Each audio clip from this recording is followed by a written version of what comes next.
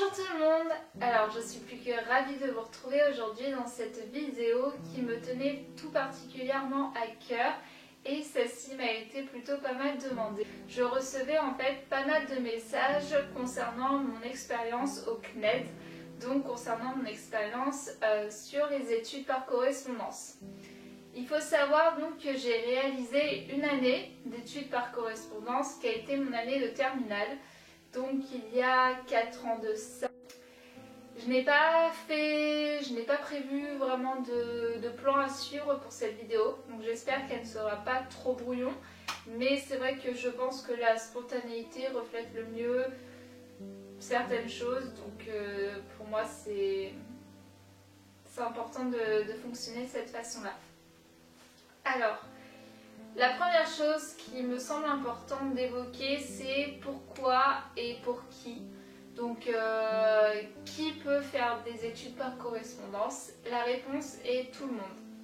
Il y a des personnes donc, qui vont être plus amenées à faire des études par correspondance.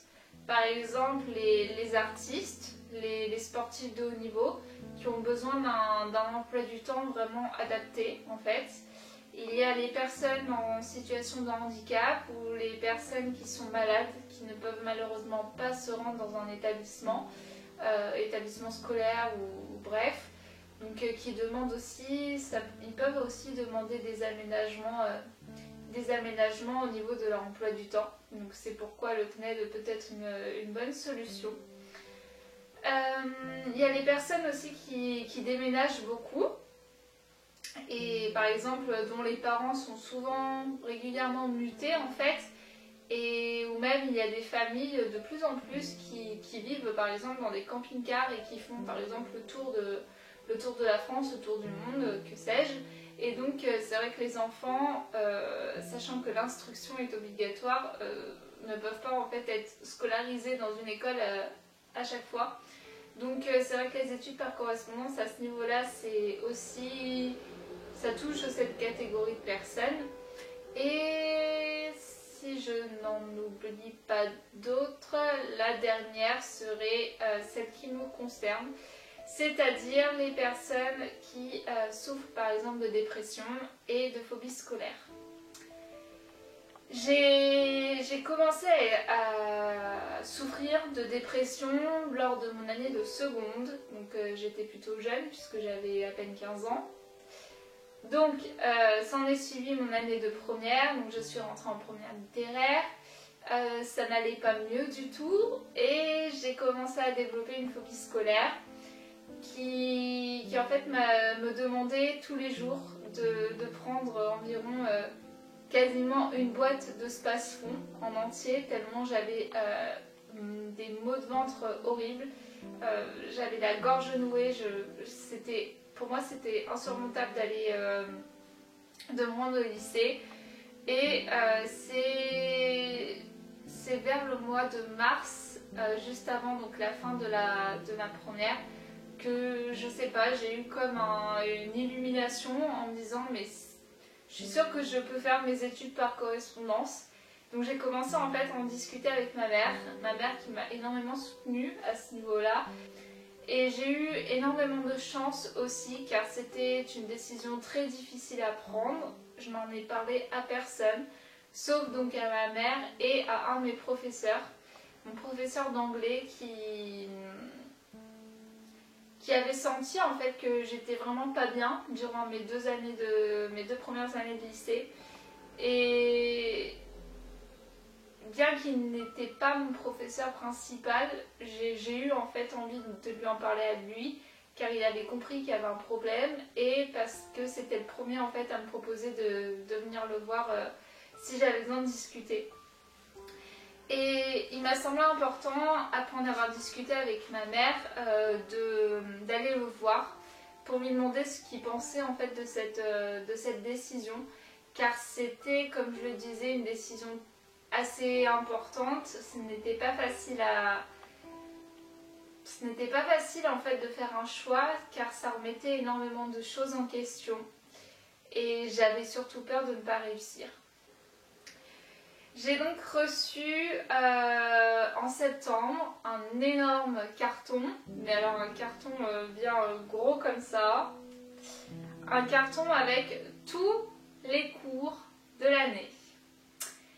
Et quand on reçoit ça, on se dit oula, ça va être compliqué et ça fait peur, ça fait très très peur. Donc on reçoit un carton avec tous les fascicules de cours, les livrets, et aussi des devoirs, parce que nous avons des devoirs à rendre pour valider notre année. J'aimerais vous faire part maintenant des inconvénients et des avantages qu'il y a à faire ces études par correspondance. Il faut savoir donc que ça demande une réelle motivation, une réelle persévérance et ça demande de prendre sur soi énormément. Donc, selon moi, tout le monde est capable de faire ses études par correspondance à partir du moment où vous avez vraiment la volonté de réussir et que vous savez pourquoi vous le faites. C'est-à-dire qu'il ne faut pas abandonner, c'est-à-dire qu'il ne faut pas repousser les cours, il ne faut pas repousser les devoirs à rendre. Il faut en fait vraiment établir un cadre vraiment très strict pour savoir pour s'organiser en fait, tout simplement dans sa journée, dans ses semaines, dans les mois et dans l'année scolaire tout simplement. Pour être tout à fait honnête, au début, je m'étais promis de faire des journées complètes, c'est-à-dire je me levais le matin vers 7h.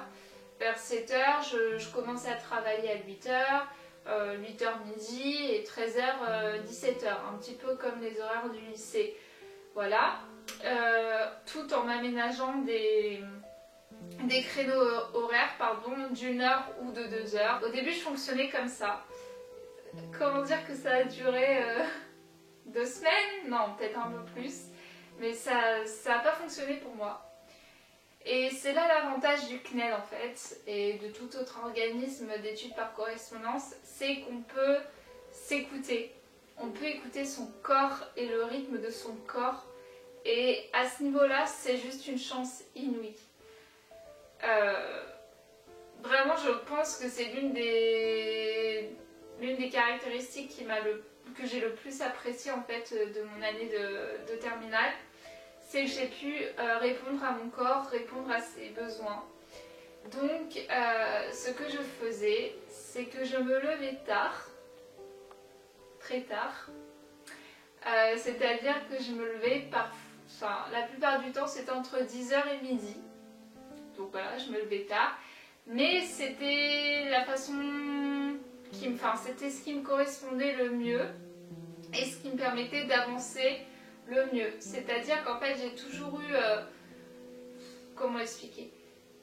J'ai toujours eu, moi, ces coups de barre de la digestion sur les coups de 13-14 heures. Et quand je travaillais chez moi, c'était impossible, sachant que j'étais toute seule et que je n'avais aucune stimulation sociale ou autre.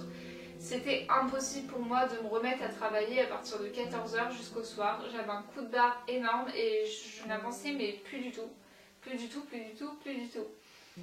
Donc j'ai commencé à vouloir écouter mon corps et c'est ce qui a le plus fonctionné puisque je me levais par exemple à 10h. À 11h, je me mettais à travailler et ce jusqu'à 20h, 21h. Et ça me posait aucun problème, c'est-à-dire que j'étais performante du début jusqu'à la fin. Et j'ai cessé en fait de fonctionner par plage horaire, c'est-à-dire que je faisais un chapitre d'une matière à chaque fois. Par exemple, je me disais il faut que je fasse un chapitre d'histoire. Eh ben, je commençais ce chapitre d'histoire et s'il fallait 2 jours pour le faire, pendant 2 jours, je ne faisais que de l'histoire. Et c'est une organisation qui m'a vraiment bien convenue, puisque pour moi c'était impossible en fait de faire 1 heure, car à chaque fois ça voulait dire s'arrêter en plein milieu d'une activité, s'arrêter en plein milieu d'une séquence. Et je suis quelqu'un qui, quand elle commence quelque chose, aime aller au bout et je n'aime pas m'arrêter en plein milieu. Il faut savoir aussi que donc, je travaillais énormément et par contre ça m'a joué vraiment des tours. et c'est pourquoi je veux vous sensibiliser et en fait vous prévenir face à ça. Si vous allez faire des études par correspondance, ne faites pas la même bêtise que moi. C'est-à-dire que j'avais reçu mes cours le 1er septembre et du 1er septembre au 1er juillet, parce que le 1er juillet c'était ma dernière épreuve du bac, du 1er septembre au 1er juillet, je n'ai pris aucun jour de repos. Ni vacances, ni week-end, ni jour de repos. J'ai travaillé du 1er septembre au 1er juillet sans faire de pause. Ce qui m'a valu un trou blanc lors de mon épreuve d'histoire-géographie. C'est-à-dire que je connaissais tout par cœur. Et le matin de l'épreuve, je suis arrivée dans la salle, je ne connaissais plus rien. Mais quand je dis plus rien, c'est que mon cerveau s'est mis en off. Pour vous dire qu'il faut prendre du repos, des jours de vacances, car c'est juste impossible en fait d'avoir une santé mentale qui soit bonne si on travaille tous les jours. Pour vous dire aussi, je faisais régulièrement de la philo à 4 h du matin. Voilà. C'est pour ça aussi que je me levais tard, c'est que je faisais des nuits. Voilà, comme je disais, je travaillais de 11 h à 20 h, 21 h. Et puis après dîner, je m'y remettais en fait. Donc par exemple, de 22 h jusqu'à 2-3 h du matin, je travaillais et il m'était arrivé de faire de la philo à 4 h du matin. Voilà. En ce qui concerne le suivi des professeurs. Alors, il faut savoir que c'est assez compliqué d'avoir un suivi. Pour vous dire, j'ai envoyé en tout 4 mails de toute ma scolarité, donc de toute mon année terminale. J'ai envoyé 4 mails aux professeurs. C'est-à-dire que si vous ne comprenez pas quelque chose, je vous conseille de faire vos recherches personnelles. Voilà, parce qu'ils mettent des semaines à répondre parfois, enfin du moins à mon époque c'était comme ça, à mon époque, il y a 4 ans, c'était comme ça, ils mettaient des semaines à répondre et en général j'avais fait mes recherches personnelles et j'avais trouvé ma réponse avant même qu'ils me répondent. Donc oui, j'ai dû envoyer en fait 2-3 mails vraiment effectifs et le reste, en fait les réponses je n'en avais pas eu besoin puisqu'ils me répondaient beaucoup trop tard et que j'avais déjà en fait trouvé la solution à mon problème. Donc ça demande d'être très autodidacte, d'être autonome et voilà, d'être curieux parce qu'il s'agit en fait de ne pas attendre que l'on fasse les choses à votre place, mais que si vous ne comprenez pas, il faut chercher par vous-même en fait. Donc moi ce que je faisais, c'est que j'ai regardé énormément de vidéos sur YouTube. Je me souviens avoir révisé mon bac d'histoire géo avec une chaîne YouTube, si je la retrouve, je vous la mettrai dans la barre d'infos par exemple. Mais c'est vrai que j'avais révisé mon bac énormément avec une chaîne YouTube. En ce qui concerne la philo, de mon côté pour la terminale L, c'était une catastrophe au niveau des cours, puisque j'avais montré en fait mes cours à des personnes qui étaient plus âgées que moi, et certaines m'ont dit que c'était des cours on va dire que c'était le type de cours qu'elles avaient à la fac. Donc autant vous dire que la philo avec le CNED c'est quelque chose de très compliqué, surtout que pour moi c'était la première année. Donc j'avoue que la philo ça n'a pas du tout été mon truc cette année-là, pourtant c'est quelque chose qui me passionne. Concernant les entraînements, donc on a des devoirs à rendre, comme je l'ai expliqué. On doit avoir 10 devoirs par matière environ. Et donc pour les boursiers, on a les 3/4 à envoyer pour pouvoir toucher nos bourses.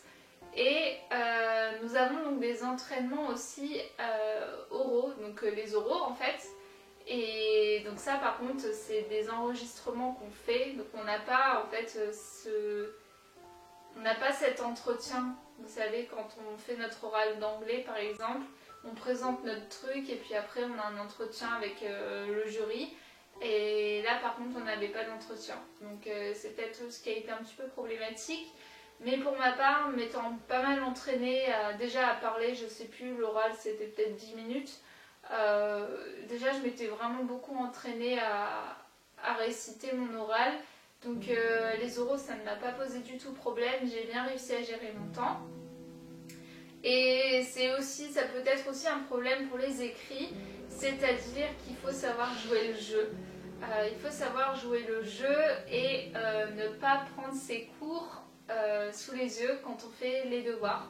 Chose que je n'ai pas faite, très clairement, car je devais rendre des devoirs très régulièrement et comme je vous le disais, moi je fonctionnais pas par plage horaire. En fait, je faisais une matière les unes après les autres et je n'apprenais rien.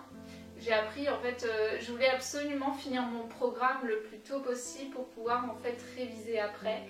Et c'est ce que j'ai fait puisque j'avais fini mon programme de terminale en février ou en mars environ, février-mars, et j'ai eu avril, mai, juin de révision. Donc voilà, mais c'est vrai que je n'apprenais rien en fait. Au début de l'année, je n'apprenais rien et donc je faisais mes devoirs, par exemple histoire pour les dates, philo parce que comme je vous disais, c'était incompréhensible. C'est surtout ça en fait que je faisais avec les cours sous les yeux. Après, il faut se connaître et il faut être persuadé en fait qu'on arrivera à réviser, qu'on arrivera à faire après les épreuves du bac sans nos cours sous les yeux parce que tout simplement c'est pas possible. En ce qui concerne le bac, et je pense que c'est ce qui vous intéresse le plus en fait, surtout après avoir vu le titre dans ma vidéo. La réponse est non, nous ne passons pas le bac chez nous. Puisque nous passons le bac dans les mêmes conditions que des élèves normaux, tout simplement. On n'a pas d'aménagement, à part si vous bénéficiez d'un aménagement, même au lycée, ben vous en bénéficierez alors avec le CNED. Mais si vous n'avez pas de justificatif pour avoir un aménagement, vous n'avez pas d'aménagement, vous passez votre bac le même jour que tout le monde, même aux mêmes horaires que tout le monde. Voilà, il n'y a pas d'avantage pour ça. On passe le bac exactement dans les mêmes conditions que tous les élèves de France. Donc non, ce n'est pas plus facile d'avoir le bac avec le CNED, ce n'est pas plus facile d'avoir le bac en travaillant chez soi, puisque d'une, nous n'avons pas vraiment de prof, deux, on est livré à nous-mêmes, et trois, on passe le bac comme tout le monde. Donc le bac ne nous est pas donné, voilà. S'il y en a qui avaient cette croyance, mais sachez que c'est faux, que j'ai passé mon bac exactement dans les mêmes conditions que le reste des élèves de France, donc voilà. En ce qui concerne les relations sociales, ça a été un très grand chamboulement, bien que, comme je l'ai expliqué, j'étais en dépression, j'avais fait une phobie scolaire, donc au début pour moi c'était le rêve, le paradis d'être chez moi, toute seule, et de ne voir personne. Ça a commencé à devenir long à partir de février. Je me souviens qu'en janvier, j'avais fait les portes ouvertes de ma fac, de l'université où je suis allée après. Et de voir en fait du monde, ça m'a donné envie de retourner à entre guillemets, la vie normale. J'ai commencé à partir de février à me sentir seule et à sentir que les journées étaient très longues. Puisque comme en plus je l'ai expliqué, je ne faisais que travailler. Donc le retour à la scolarité normale, donc en septembre 2015 je suis rentrée en première année de licence en université et honnêtement je ne pensais pas aussi bien le vivre. J'ai vécu une année, ma première année de licence, ça a été juste génial, vraiment. Cette année-là j'en ai que de très bons souvenirs et dès mon entrée en fait à la fac je n'ai eu aucun problème au niveau social. Donc c'est vrai qu'au départ je l'appréhendais énormément puisque de passer de 1 an sans voir personne au retour en fait à une scolarité lambda, eh bien j'appréhendais vraiment en fait, je me disais mais j'arriverai jamais à parler à d'autres personnes, etc. Et finalement si, puisque je changeais d'établissement, j'étais un peu, comment dire, j'avais l'occasion en fait d'être une nouvelle moi, puisque personne ne me connaissait. Et je m'étais dit, je mise tout. Là, je mise 3 ans. Et voilà, je suis tout de suite allée vers les autres et j'ai tout de suite fait en sorte de m'intégrer correctement et de montrer que j'étais sociale, même si pendant un an, je n'avais vu personne. Et il existe aussi des groupes Facebook, et alors ça m'a sauvé la vie durant cette année-là, et c'est grâce à ça aussi que j'ai rencontré une très bonne copine, Sophie. Donc si tu passes par là, voilà, ça a été une année juste géniale avec elle. C'est une personne qui a énormément compté pour moi durant cette année surtout, et on se parlait vraiment tous les jours, on s'entraidait, voilà, dès qu'on avait une question on la posait à l'autre, dès qu'on avait une baisse de morale on s'en parlait, on s'aidait vraiment. Et c'est quelque chose de très important, puisque comme je l'ai expliqué, vous êtes tout seul chez vous. Vous n'avez aucun lien social. Et je pense que c'est important, même si ce n'est que du virtuel. C'est toujours bon à prendre. Et surtout, voilà, pour s'aider, surtout quand vos profs ils ne vous répondent pas pendant 2 semaines, que vous êtes là à galérer sur un devoir ou sur tout simplement une notion de cours. C'est toujours bien en fait de pouvoir échanger. Donc sur les groupes Facebook, moi j'étais sur le groupe de Terminale L de mon année. Ce sont des groupes avec beaucoup d'échanges et c'est super intéressant. On fait de belles rencontres et voilà. Pour finir avec cette vidéo, il me semble important aussi de vous dire ce que j'ai tiré de cette expérience, ce qu'elle m'a permis de vivre et ce qu'elle m'a permis de faire tout simplement. Elle m'a fait vraiment grandir et mûrir, puisque j'ai été laissée seule face à moi-même. J'ai dû me montrer très autonome, très indépendante et très persévérante. Alors ce sont, on va dire, des qualités que je possédais déjà un minimum. Mais là, ça m'a demandé vraiment d'être autonome puissance 1000, puisque je n'avais aucun prof à qui poser des questions. Donc voilà, c'était à moi de faire mes recherches. Ça m'a demandé de... Ça m'a prouvé en fait aussi que j'avais des capacités, puisque voilà, sans réel entraînement, sans fonctionner sans fonctionner en fait de façon normale, j'ai réussi à avoir mon bac avec mention. J'ai pu intégrer l'école que je souhaitais, la licence que je souhaitais, voilà. Mais voilà, pendant un an, j'ai réussi à me débrouiller seule. J'ai réussi à, même si il y a eu des moments très durs psychologiquement, ça m'a demandé vraiment de faire un gros travail sur moi, de prendre du temps entre guillemets pour moi, dans le sens où je ne pensais plus au regard des autres. C'était vraiment une thérapie pour ma dépression. Même si c'est devenu une dépression chronique, il faut l'avouer. Ça a été vraiment une année de thérapie, et durant ma première année de licence, j'ai été juste comblée. Donc pour vous dire à quel point ça a vraiment ça a été hyper bénéfique pour moi. Et si je devais le refaire, je le referais, ça c'est évident. Et si vous sentez que vous avez besoin en fait de réaliser une année par correspondance, vraiment, je vous conseille de le faire. De toute façon, c'est une année, si vraiment ça fonctionne pas, ce n'est pas perdu, c'est qu'une année. Alors une année comme ça peut paraître énorme, mais sur toute une vie, ce n'est rien. Et si ça peut vous permettre d'aller mieux, si ça peut vous permettre de prendre de meilleures décisions, de réfléchir davantage sur votre orientation, alors faites-le, tout simplement, c'est juste hyper important. J'espère réellement que cette vidéo vous aura plu, qu'elle vous aura aidé à prendre une décision. Voilà, tout simplement. Si vous avez davantage de questions, si par exemple j'ai oublié de traiter un point qui vous semble important, surtout n'hésitez pas à me poser la question en commentaire. Donc je vous fais plein de bisous et je vous dis à bientôt. Ciao!